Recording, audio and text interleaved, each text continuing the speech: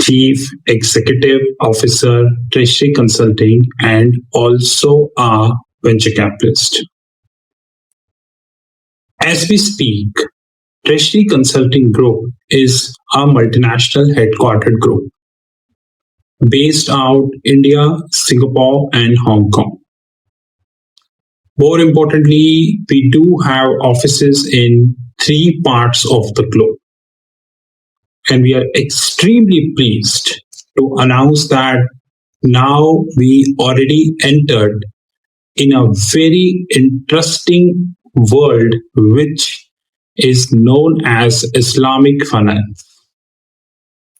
You know our competence in the Western finance, whereby we challenged people like Goldman Sachs, JP Morgan, Citi, almost all banks of the globe. We challenged big fours like EY, KPMG, and many. We challenged the most idiotic regulators like Federal Reserve and all. I doubt whether we left anyone in the Western banking. And the kind of concepts we are throwing in the Western banking is very, very clear. And now we already entered in the world of Islamic finance. 3 videos are done, which cover Sukuk structuring. Probably in the later stages, we have more interesting videos on the cards. But yes, in another couple of years, we would be covering end-to-end solutions of Islamic banking. As we speak, Treasury Consulting is a multi-million-dollar company. Our all entities are 100% profitable. Not a single dollar debt in the books. We not raised any funding from any venture capitalist, any private equity, or any venture debt. We are a multinational hedge fund, which means as a hedge fund, we take positions in Asian equities, we take positions in European equities, European indexes, and we also take positions in United States equities and US indices. And unlike American hedge funds, I repeat, unlike American hedge funds, we are proprietary in nature. By proprietary, I mean whatever positions we are taking is backed up by our own capital. So none of the positions we have, whatever we have now, is backed up by any third-party capital. Any third-party capital. All positions are backed up by our own capital. So we are completely different than American hedge funds who are non-proprietary in nature. But there is a similarity also. Like American hedge funds, we also take positions in FICC. By FICC, I mean fixed income, currency, and commodities. We have our fixed income desk, we have our currencies desk, we have our commodities desk. Apart from that, we have our private news desk, our learnings platform Sheetal Academy, our 200 plus trainings, our consulting business, our family office desk, pension fund desk, trade finance desk, private placement program, and many more products. As an organization, we own our own fixed income platform. We have our own OTT Academy and many more products. In case you wish to have any information, you can WhatsApp at my personal number, which is +91 98 +99242 978 +919899242978. Alternatively, you can WhatsApp at our back office, which is +919818485155.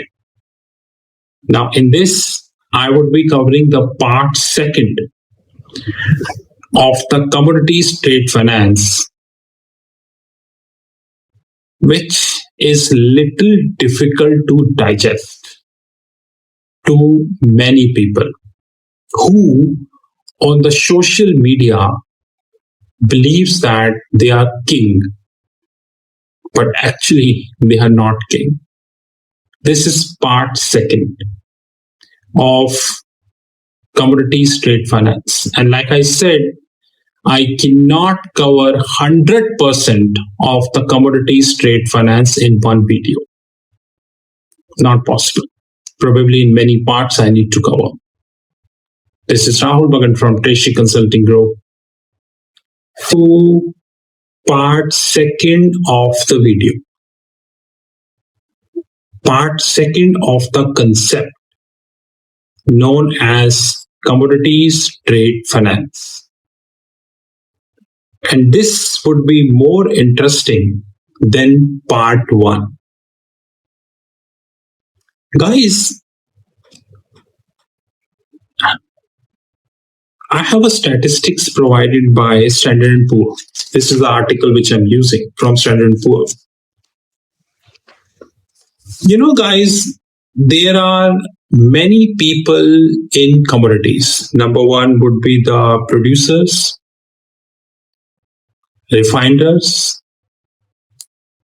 middlemen, hedge funds, proprietary desk, arbitrators. The list is endless. You must be thinking, let's take an example of Saudi Aramco, the largest oil player of the globe. Just look at their balance sheet and check how much debt they have. Let's talk about ExxonMobil. ExxonMobil, the largest petrochemical company of the globe.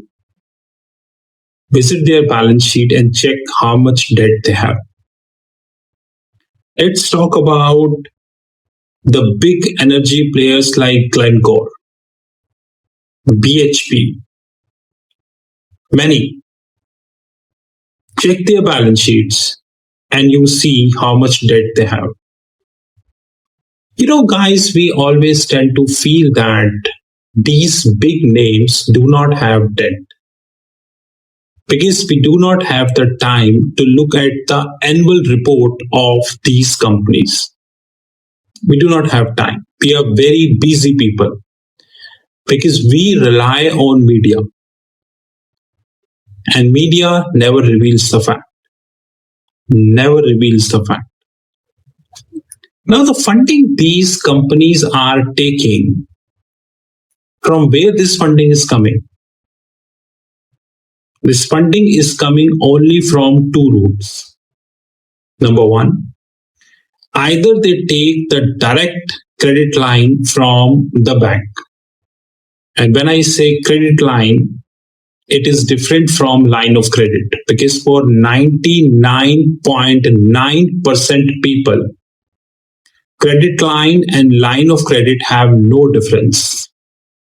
But credit line and line of difference are like Sri Lanka and Singapore. Both are different. So when we talk about these big players, they take credit line from the big banks. From where the banks fund the credit line is the depositor money. So let's take an example. It's an example that Goldman Sachs has given a credit line to Saudi Aramco, to the tune of $5 billion. Now, from where did this 5 billion coming? This 5 billion is coming from the depositor money.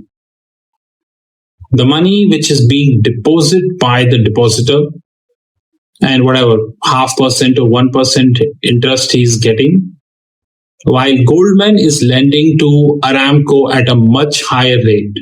Of course, there is always a risk. History is witness that even the American banks who claim to be a superman, by the way, they lost it. But line of credit is of two types. Credit line is of two types. Number one, either it is based on some cash. So Saudi Aramco, who have huge oil fields, of course, it's a capex denominated business, maintenance of the oil fields, insurance contracts, the shipping cost, and regular, drilling of the oil fields, and huge cost. For that, you need a consistent source of funding, and that funding is coming from the bank. But bank hold two ways. Number one, they give you a cash option, which is they give you just like a revolver credit. Sometimes they give you auto revolver credit. Sometimes they give you multi-currency auto revolver credit. All three are different. So Aramco can use either of that. Of course, the better facility you take, the better cost you need to shell out. That's very important to understand. Alternatively, they give an instrument like standby letter of credit, bank guarantee, standby bank guarantee, subordinate bonds, and the list is endless. But after 2020, when the world faced Corona, the strength of the bank's balance sheet weakened.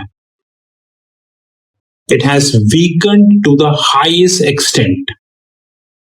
So banks are currently not in a position to give a cash credit line like revolver loan, multi-currency revolver loan.